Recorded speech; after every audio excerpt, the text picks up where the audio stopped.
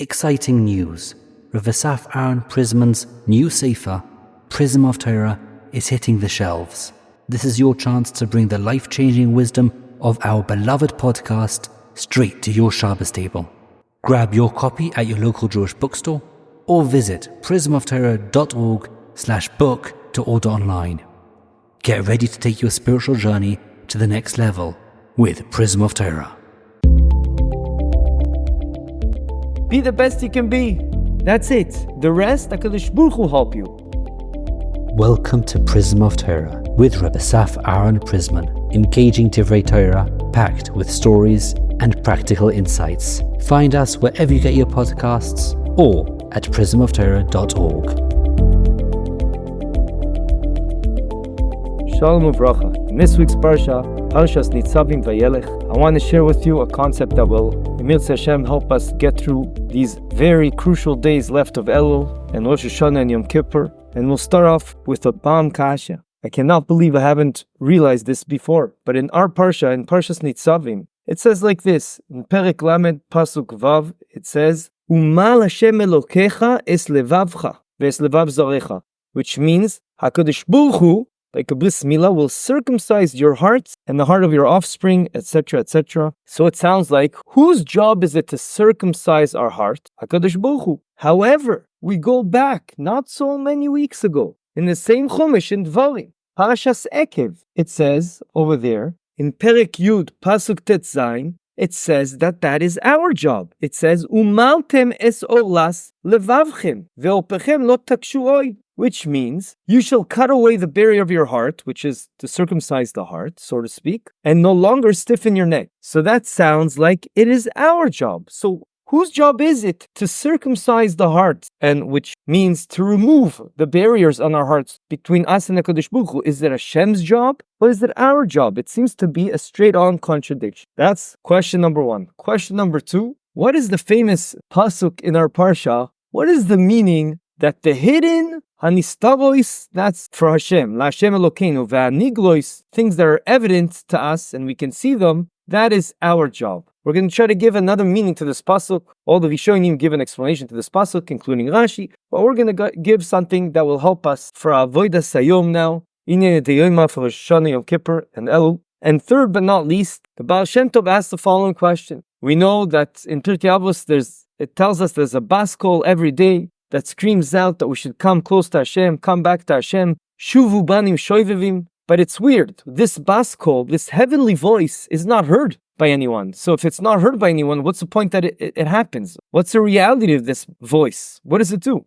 To answer all these questions, I want to share with you a concept that you see through Yiddishkeit. And I think it's very important for us to understand this concept because it'll give us chizuk in our avodas Hashem, especially in these holy days. And that is, HaKadosh Baruch Hu only requires of us to do as much as we can do. Yes, the Yetzer Hara will say, come on, how are you going to reach these high levels? That's impossible for you. And therefore it tells you, don't even start. There's no point to even start. But HaKadosh Baruch Hu tells us, all I want you to do is the best you can do. Be the best you can be. That's it. The rest, HaKadosh Baruch Hu will help you. But there's a prerequisite that you should do the best you can, and then Hashem will upgrade you and take you from there. We'll bring this concept in many ways, but let's see how this concept, this Yesoid, answers the questions we raised. There's two different levels of being close to Hashem. There's avodah of Hashem. That's in talking Biklalus, in a very general sense. There's more than two ways, but in a general sense, there's tshuva meira, from fear, and there's a higher level, which is tshuva me'ahava. That's out of love. Now, this level of ahava is very, very, very difficult to achieve. If you look closely in the Rambam in Hilchos Tshuva, the Rambam in Hilchos Tshuva says, in the 10th chapter, Perek Yud, he explains that the level of Avas Hashem is such a high level, and he describes it as being lovesick. As he says, Choli Ahava, you're so loved with HaKadosh Baruch Hu. And that is a very difficult level to achieve. And the Sivas Shalom says that this level, you can only get it with a special help from HaKadosh Baruch Hu. On your own, there's no way you can meet that level. And hence, with this concept that there's two levels, we can try to alleviate the contradiction that seems to be between Parshas Ekev and our Parsha, Parshas Nitzavim. As in every contradiction, my Rebbe told me many years ago, first you have to see What are the dried facts? What's the scope of information in both places? And based on the difference, maybe we can use that to leverage off of that to understand in Svara, logically, why it's talking about two different cases, and that will answer our contradiction. And indeed, here is the same why. Because if we go back to Parshas Ekev, there is one word that we do not see in our Parsha Nitzavim. When it says that we are responsible to circumcise our hearts, it says, umaltem es orlas libchem. Orla has a negative connotation of a barrier. There's a barrier over there. Who created that barrier? We did. Every time we do an avera, or we refrain from doing a mitzvah, we contaminate our heart. We unfortunately add a barrier between our hearts and HaKadosh Baruch Hu and makes it harder for us to be Oved Hashem. So just like we created that contamination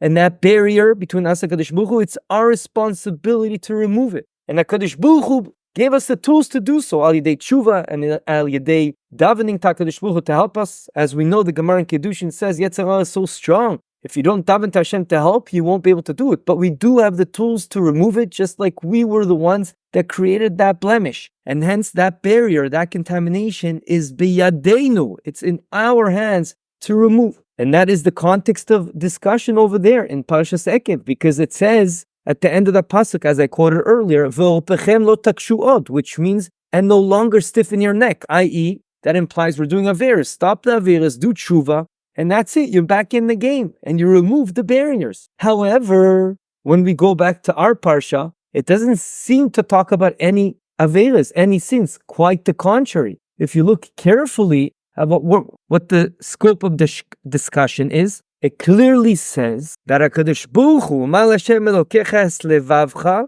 HaKadosh Baruch Hu will circumcise your hearts, etc., to love Hashem, la'ava es Hashem Elokecha. Meaning that once you did the job already of removing the contaminated areas on your hearts, which is your responsibility, HaKadosh Baruch Hu will give you an upgrade, an elevator, to reach the level of ahava, like the Rambam says, which is close to impossible to do on your own. You require Hashem's help, and Hashem will help you. But as a prerequisite, we first have to do what we can to remove the contamination that we created on our hearts. With that, we alleviated the contradiction. It's talking about two different types of circumcising the heart. One is to remove the contamination, and by doing that, we remove the barriers. And now we're ready to be a kli kibul, to accept from HaKadosh Baruch Hu this upgrade. We made it to the upgrade to reach this extreme, unbelievable level of Ahavas Hashem that will come from HaKadosh Baruch Hu. By the Mekubalim, this is called Itaruta Dele'ela and Itaruta Deletata, which means sometimes the avodah has to come from us and we trigger it. And that is what we do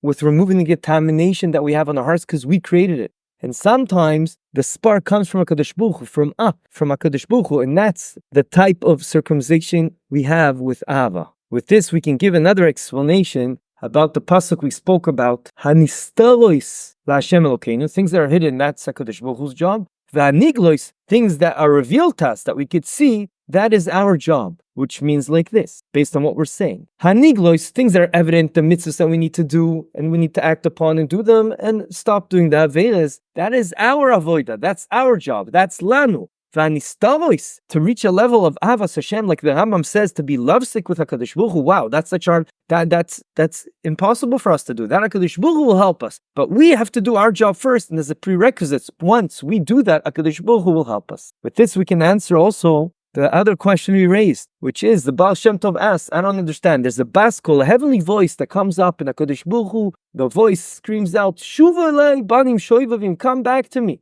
What's the point? No one hears this voice. The answer is there is a point. This voice is our conscience. HaKadosh Baruch Hu wants us to come close, so he triggers our conscience, and we have to hang on to that conscience, to that matzpun, and come closer to HaKadosh Baruch Hu. And mistama, that conscience is stronger right now, right before Yom Adin. And we should chapper right now before we reach the Yom Adin. Now is the time of Ava. Elul lezani ledoidi v'doidi li. This is an opportunity to start doing the avodah of Rosh Hashanah now, before we get to the times of din, of judgment, which is going to be harder. Now is a time of Ava. Ani ledoidi v'doidi li. But I would like to add my 2 cents to this vote of the Baal Shem Tov and say, in order for you to be triggered by this heavenly voice that we don't see, but it's like tapping into our subconscious and our matzpun, our conscious, in order for that to affect us, we have to be a kli kibul for that. We have to be a vessel that it will be able to impact us. How do we get to that level? We have to do our job. Whatever we are able to do, the avodas Hashem, to remove the blemishes we created, to stop and refrain from doing averos and start doing the mitzvahs,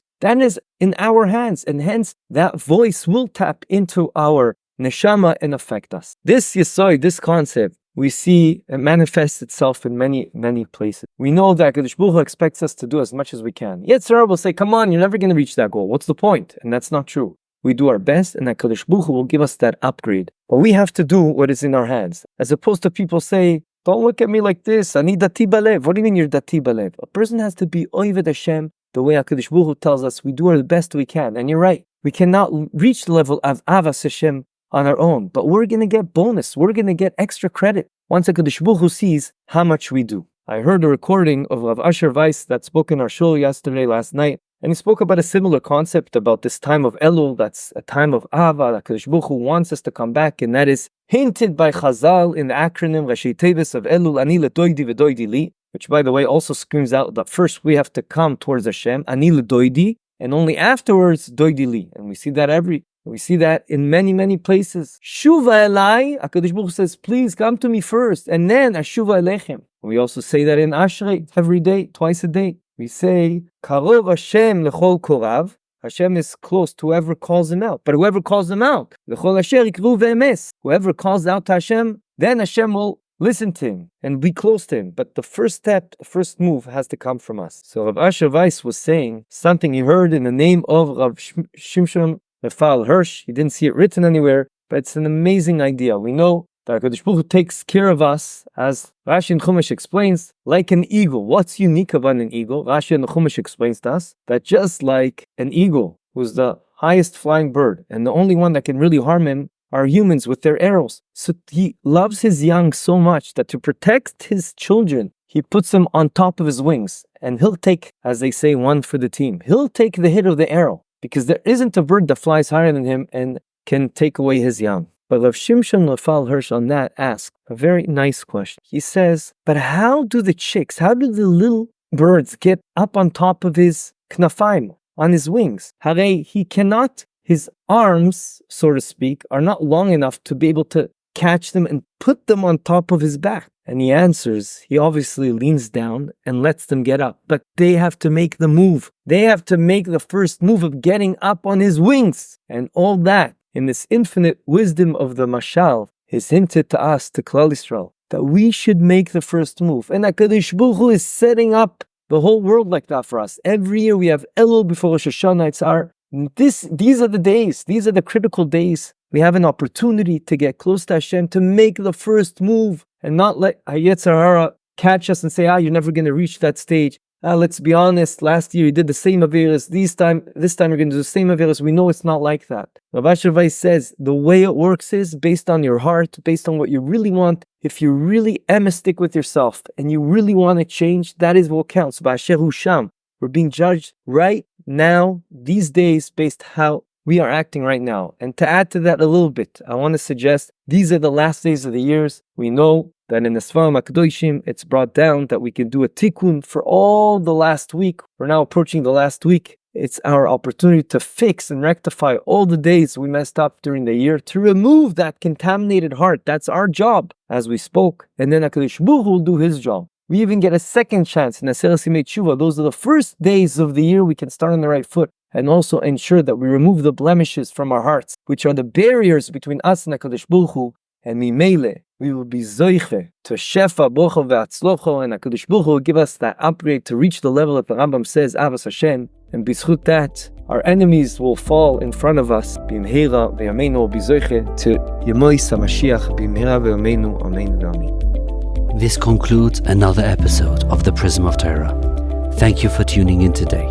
We hope you enjoyed it and learned something valuable. If you did, please subscribe to the podcast and give a 5-star rating. You can also find this podcast wherever you get your podcasts, or our own website, prismoftorah.com, where we have a full archive of all our past episodes. We would like to thank Yona Vefa for the recording equipment and Eli Podcast Productions for handling all our post-podcast productions. Join us next week for another enlightening conversation on The Prism of Torah.